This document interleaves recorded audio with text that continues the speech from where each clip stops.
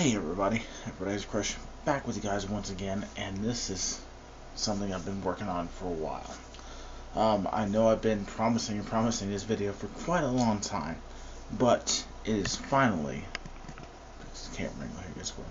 it's finally time for me to introduce to you my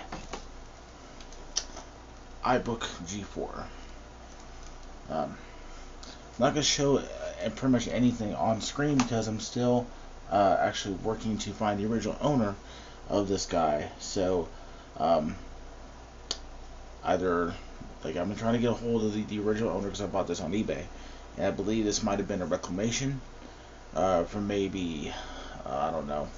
I mean, there's really so many different places where you can reclaim an iBook or a MacBook or whatnot, but this goes to show you right here that it is so important to wipe your electronics when you get rid of them. So first thing I'm going to say straight off before I get into the actual meat and potatoes of this is that it doesn't matter if your computer's dead, your computer's dying, if you're just upgrading and you just want to get rid of your old unit, wipe your technology. Not everybody is as honest as I am. Wipe your tech, ladies and gentlemen. Please delete your information off of your hard drives. Even if you have to take out the hard drive and completely factory reset your unit, it is so important to make sure that your information is as safe as possible. Don't trust very many people unless you know them personally to take care of things like this, because if you don't trust somebody, don't give your stuff to them. Okay? So like I said, I'm not going to show you guys very much of this. I'm just kind of going to go over what I have here. So what I have is an iBook G4. According to my hardware profiler here, this bad mamma jamma here is PowerBook 6.7, PowerPC G4 CPU Type 1.1, has a single core CPU, I believe, or a single CPU, running at 1.33 gigahertz with a 512 kilobyte cache per CPU, has 512 megabytes of memory built in with 133 megahertz bus. And of course, I'm not going to go into much else on this guy. I believe there's 160 gig hard drive in this unit. I haven't done a lot of hardcore backlog work on it for this.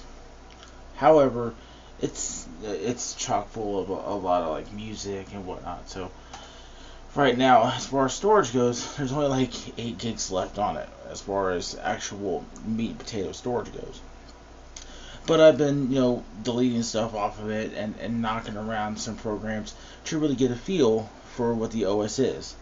So, I believe here, yes, it's running version 10.4.11 of the Mac OS X software. And for the age of it, it is actually fantastic. And even for this particular unit, for what it is, and how I came about it, it's actually very much a workable machine. When I bought this guy, it only ran me about $15 on eBay. So I was like, oh man, I caught a steal. So it comes in, and of course I knew how it looked. It actually had a bunch of stickers all over it. I haven't got a chance to really remove all of them, so I'll kind of show you what this guy looks like right now. This is nothing compared to what it used to look like beforehand. So, I mean, of course, this guy looks like he's been messed around with a little bit. The little footies here on the bottom are pretty much all gone except for one. And it was basically just all stickers and all stickers and all stickers. So I've been trying to remove these as humanely as possible, while not really damaging too much on the unit itself.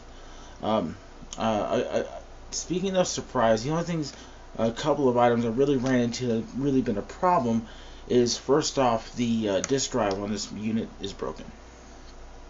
And I'm thinking that might be why the original owner got rid of it, is because it is not only is it broken, it's so very loud because it tries to read once OS X loads up. Now, if you don't know very much about these particular models, everything runs out of it's not like a full unibody unit. However, it's a lot to get to it. Some people, they don't like going through and actually fixing stuff like this. However, just to start off with, of course you can see here that the keyboard has seen better days. A couple keys are missing. However, you actually take a look here, you have this piece right here and this piece right here. All it really is top tabs. Come down like this, come down like that, and you can actually pull out the keyboard from that. I have no nails. So I'm going to use my trusty friend here. And there might be another step, like maybe a screw or something, but I'm not seeing really a screw in particular that will actually assist with this. So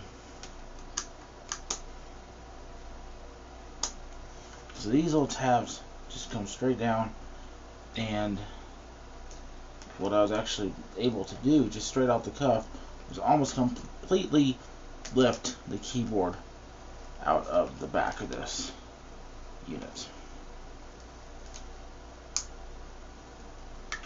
Excuse me. Oops.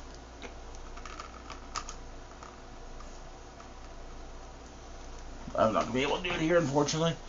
You normally have to use like a card of some sort to get really behind it. But what these little tabs do is it just basically hold down the unit, and then the tabs go underneath the body. Now, underneath the keyboard is where your RAM is, which if you want to pop in an extra stick, which I think there's an extra slot for extra RAM, so I believe you can knock it up to 1 gig if you want to, which is probably what I'm going to end up doing. As far as the OS goes, it's not sluggish really at all. Probably the only thing I can really think to really say against it is that once it's loaded down, it does tend to chug a little bit. The kind of test I was running was basically just turning on applications, shutting them down, and ability to switch between applications. So if you're running something like an iBook, and this guy is pretty old, so if you're running anything like this, you might as well assume, just straight up assume, that it's going to run at least a little slow. With this age of Macintosh or Macs or iBooks, the idea for these units is really just for personal computer, and I don't even mean like daily use, because you're pretty much not going to be able to run YouTube out of this guy. You're not going to be able to run like things like PowerPoint and whatnot. You're basically going to be getting a decent little, like say if you're writing a paper, something for school. If you're a journalist and you're working on writing articles, things like that. Really basic things is what you're going to get out of this guy. And even on that type of personal computing, some people seem to also think that even with something of this age, it has very little use. I think something like this can also be good for teaching small children, or maybe somebody with learning disability, on how to correctly use a computer. And these are type of functions that someone's not really going to care if an application loads 2 seconds behind what a newer MacBook would run. So you might be able to run some legacy apps as well, possibly Microsoft Word, although I haven't really dug into that. Again, that has an older profile on it, which I can't bypass, and I really don't want to just sit there and just pour through someone's files. So but the experiences I've had, because they did have some really basic stuff on there. The iTunes actually loads up pretty quickly for its age, I'll be honest with you. It looks like that they use this mainly for that, and maybe some picture storage, things like that too, which this would also be good for. If you're running even a simple home unit that is just you got it hooked up to your Apple TV and it's running pictures, you can do that too. So, or a personal, like a music server, things like that. A use for something as old as the G4, which was discontinued in 2006, which is discontinued 11 years ago. People laugh at these units now because, oh my goodness, 1 gig, 512 megabytes of RAM standard. Oh, that's just so funny. Well, it has a lot of use. So, my purchase as far as eBay goes, aside from attempting to find the original owner of this particular unit, I will say a very good value. If you do get an opportunity to find an iBook, I would recommend that you make sure, number one, that the battery is of good use. I got really lucky with this guy because even though it did not come with a charger, the charger is really easy to come by. It only ran me about like $10 including shipping. So definitely make sure that the type of charger that you're purchasing for this, if it does not already come with one, is correct, because some people also make that mistake. Make sure that the display is of a decent condition as well. Again, I got lucky. The display on this guy, for its age, has aged really well. There are some, it almost looks like impact spots that maybe someone might have leaned on it, and there's some shadow indentations in the screen, which would lend itself to believe that this guy is probably on the latter half of its life cycle. But there'll be things that I'm working to improve. If you are a fixer-upper junkie like me, they'll come as a challenge, but it'll be something that you will enjoy later on. Again, also, the disk drive does not work, so I'm going to have to pry this guy apart, and I've already seen some of the teardowns. It does not look like fun, but it's something I've never gotten an opportunity to do as far as fixing a Mac. So this guy is going to be the introduction, which a lot of people didn't like when it came out. There's a lot of pieces, a lot of screws to get through, so tread carefully when you see these. A lot of people will sell these just for parts, which is not a bad idea.